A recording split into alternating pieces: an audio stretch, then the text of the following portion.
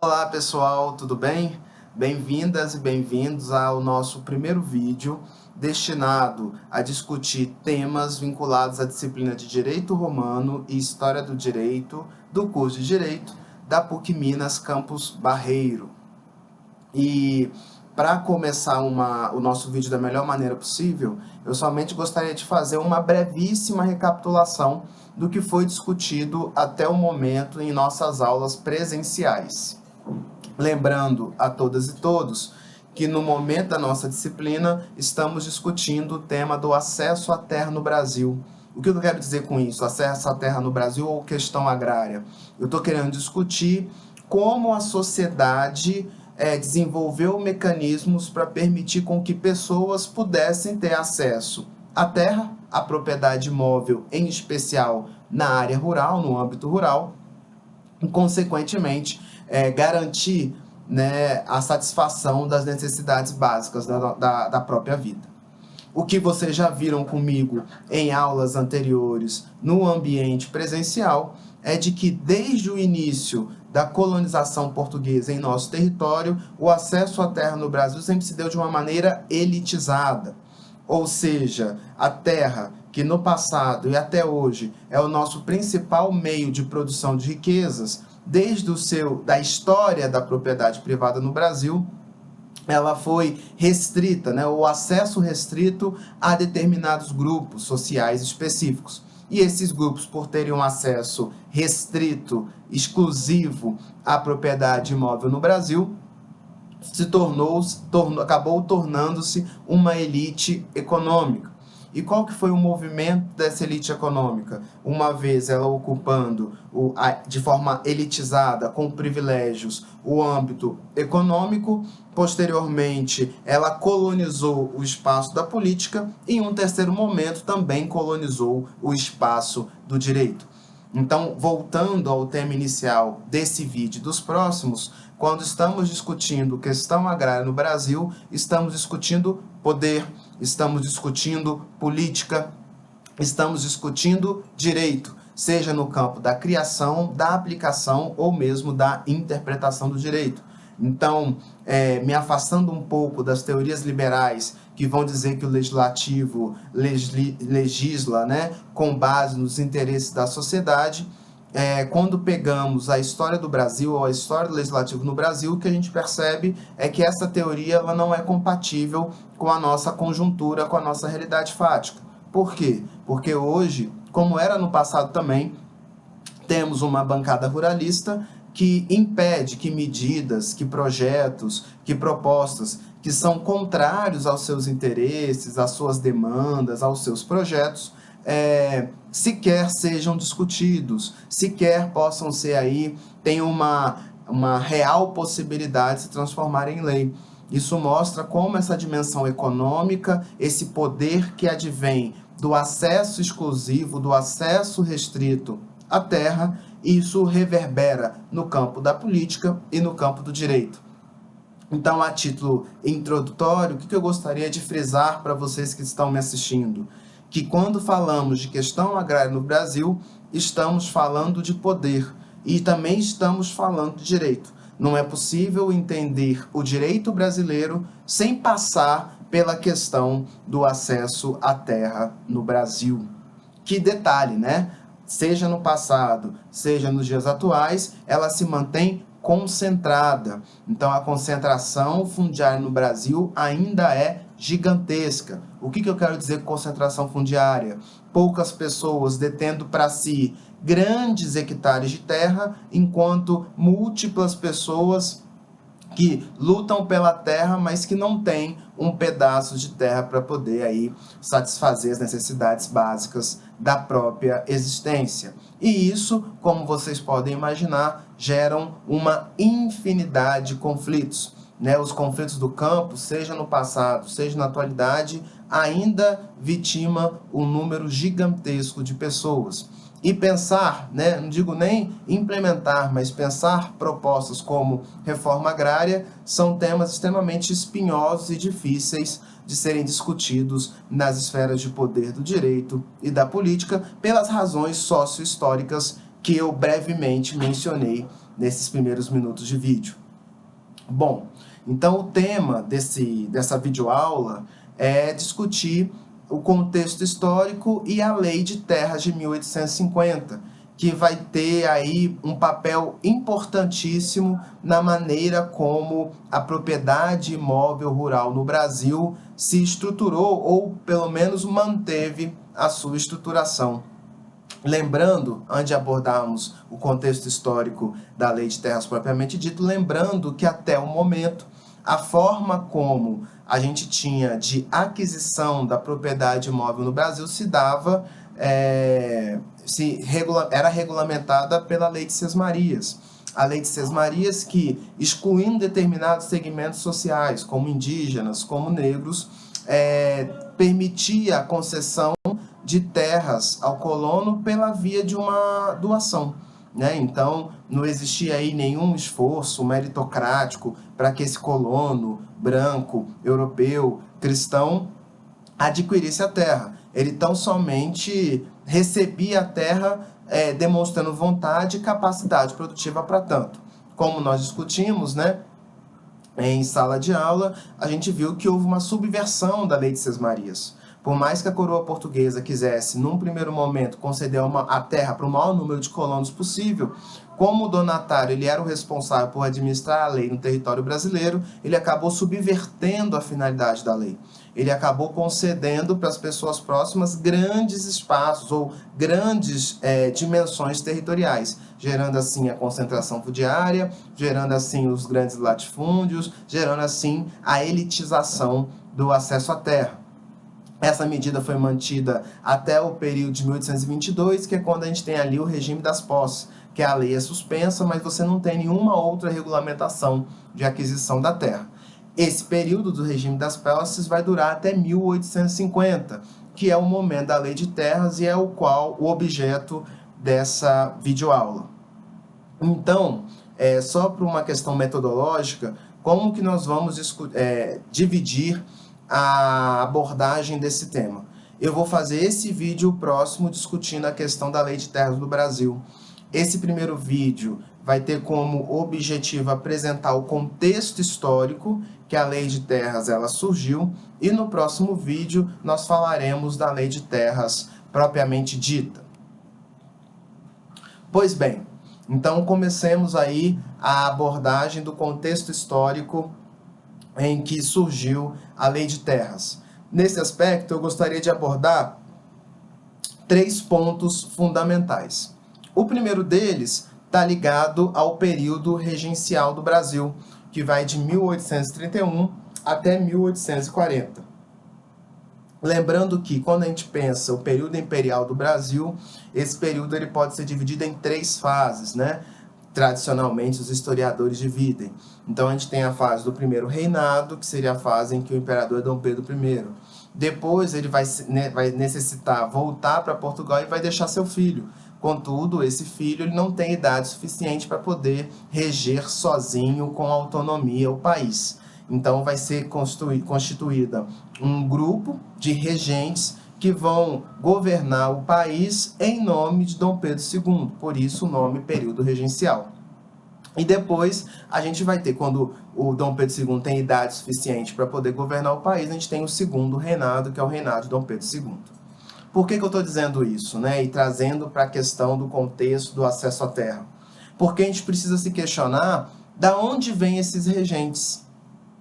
Qual que era os interesses políticos, econômicos, sociais dessas pessoas que governavam o país em nome de Dom Pedro II. Por mais que formalmente eles tinham esse papel, não quer dizer que na prática eles utilizavam dessa função para cumprir esses objetivos formais. O que eu posso dizer para vocês, e aí a gente já se aproxima do contexto da Lei de Terras, é que esses regentes ou eram diretamente vinculados ou tinham alianças com essa elite local vinculada ao campo. Isso faz com que você tenha uma presença desse poder local, dessas elites locais, dentro dessa esfera formal da monarquia, do contexto de poder político do imperador. Então isso vai fazer com que, por exemplo, a Lei de Terras não consiga cumprir com todos os requisitos. Só adiantando para tornar a coisa mais evidente, mais óbvia, por que nós estamos abordando esse primeiro tópico? Porque na Lei de Terras, a gente vai ver que uma das questões, ou um dos objetivos dessa lei era reconhecer o título de sesmaria como título de propriedade. Contudo, para que essa conversão fosse possível, era necessário você fazer uma nova medição da propriedade, porque sabia-se naquele momento que havia várias falsificações, existia aí várias tentativas de burlar. Apesar das dificuldades materiais tecnológicas desse momento, havia uma dificuldade aí de medir a propriedade, conhecer os limites dessa propriedade. E como vocês podem imaginar, para a nossa elite local não era interessante medir. Eles queriam exatamente que pudessem expandir o seu território ao bel prazer sem ter que prestar contas. E o fato de, nesse primeiro momento e no segundo reinado, eles estarem presentes nessa esfera do poder, vai ser uma força contrária dentro do próprio Estado brasileiro de tentar implementar essa legislação. Então, esse período regencial foi um período muito importante para que esse poder local pudesse entrar e ocupar postos estratégicos dentro do Estado brasileiro para impedir que a Lei de Terras cumprisse com todos os seus objetivos de gerar aí uma regulamentação fundiária no Brasil. Um outro aspecto que é muito importante de ser abordado, está ligado ao contexto social e de revoltas sociais, né? Então, nesse momento do início da República, do período imperial, desse período regencial, a gente vai ter inúmeras revoltas sociais. E aí, até retomando uma ideia que eu já disse para vocês em sala de aula, a gente está em esse período aí pré-republicano, é um período que a gente vai ter inúmeras lutas pela terra. São essas duas as grandes bandeiras, né? A luta pela terra e pelo fim da escravidão. Então, a gente vai ter inúmeras revoltas, inclusive porque acreditava-se, alguns segmentos acreditavam, que esse momento do regime das posses, que esse momento, né, desse novo regime político ainda é muito novo, historicamente falando, acreditava-se que era possível pensar uma outra maneira de lidar com a terra. Então existia aí por parte dos movimentos sociais uma espécie de esperança de acreditar que um novo regime estava surgindo e que de alguma maneira as coisas poderiam mudar. Então vai existir por parte da sociedade ou de segmento da sociedade uma luta muito intensa para que se olhe de uma outra maneira a maneira como se distribuiu e a maneira como vinha se mantendo até então a distribuição de terra no território brasileiro. Eu gostaria de chamar a atenção para um movimento, dentre esses diversos de luta pela terra, e que estão envolvidos aí nesse contexto, eu gostaria de chamar a atenção para um movimento específico, que é o movimento abolicionista, né? Então, o movimento abolicionista no século XIX ele vai ganhar um vulto cada vez maior, ele vai se tornando cada vez mais forte, não só internamente, mas também por pressão internacional. Então, a gente vai ver, por exemplo, uma pressão da Inglaterra durante o século XIX muito grande para que a escravidão ela acabasse no Brasil, que o tráfico negreiro acabasse no Brasil. Então, existia um movimento interno e também existia uma pressão externa para o fim da escravidão e que fortalecia, obviamente, os movimentos abolicionistas. Então, por parte das elites, você vai ter também um movimento interno de tentar criar uma estratégia de, nesse novo contexto de sociedade não escravista ou não formalmente escravista, de manter os seus privilégios. Tentando organizar a minha fala da melhor maneira possível, nesse segundo tópico acerca das revoltas sociais. De um lado, você tem os grupos sociais acreditando que, nesse novo regime, nesse momento regencial, seria possível tentar influenciar de alguma maneira a forma como o Brasil vinha até então lidando com a questão agrária. E do outro lado, você tem uma preocupação das elites nacionais, que têm o seu poder, ou a fonte do seu poder, a terra, e que, obviamente, não quer perder os seus privilégios. Então elas vão começar a pensar uma estratégia de uma sociedade que eles previam que num futuro breve deixaria de ter a mão de obra escrava como uma mão de obra formalizada, que isso poderia lhes causar prejuízos, mas como garantir que esse indivíduo no futuro breve, livre, pudesse ameaçar seus privilégios. Percebam que aí a gente tem uma tensão latente, evidente, nem tão latente assim, né, em algumas circunstâncias, entre esses dois grupos de poder, um tentando conquistar mais poder, o outro tentando preservar os seus privilégios. Esse é o segundo ponto importante ser mencionado dessa conjuntura histórica da Lei de Terras. E um terceiro ponto que eu gostaria de chamar a atenção para vocês está ligado ao surgimento da Guarda Nacional.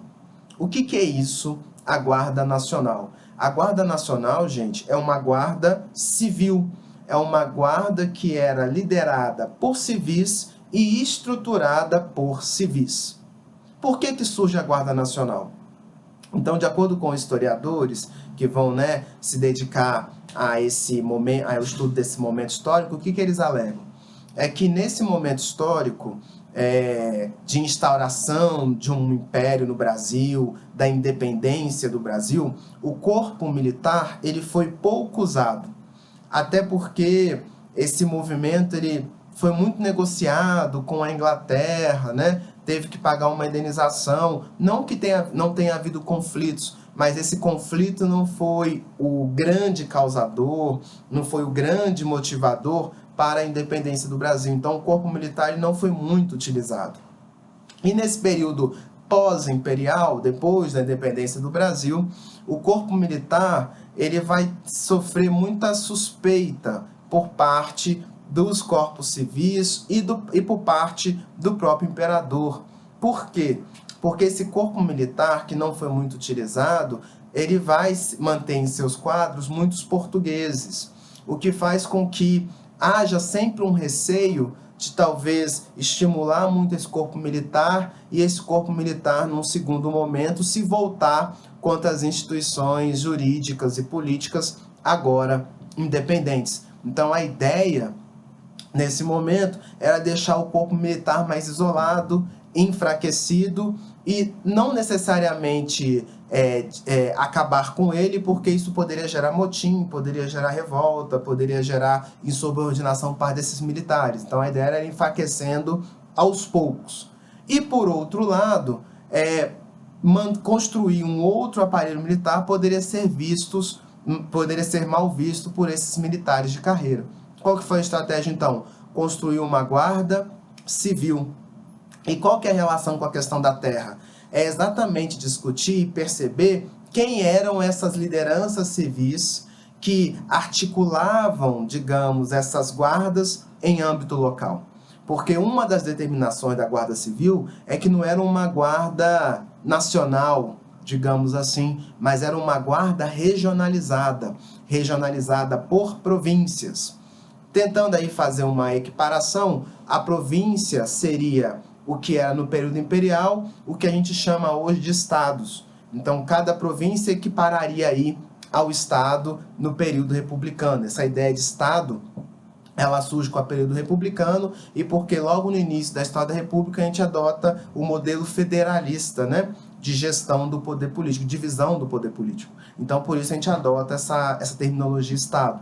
Mas antes, o equiparado seria a província. E existiam os chefes de província, que seriam aí, dentro da nossa terminologia republicana, uma espécie de governador.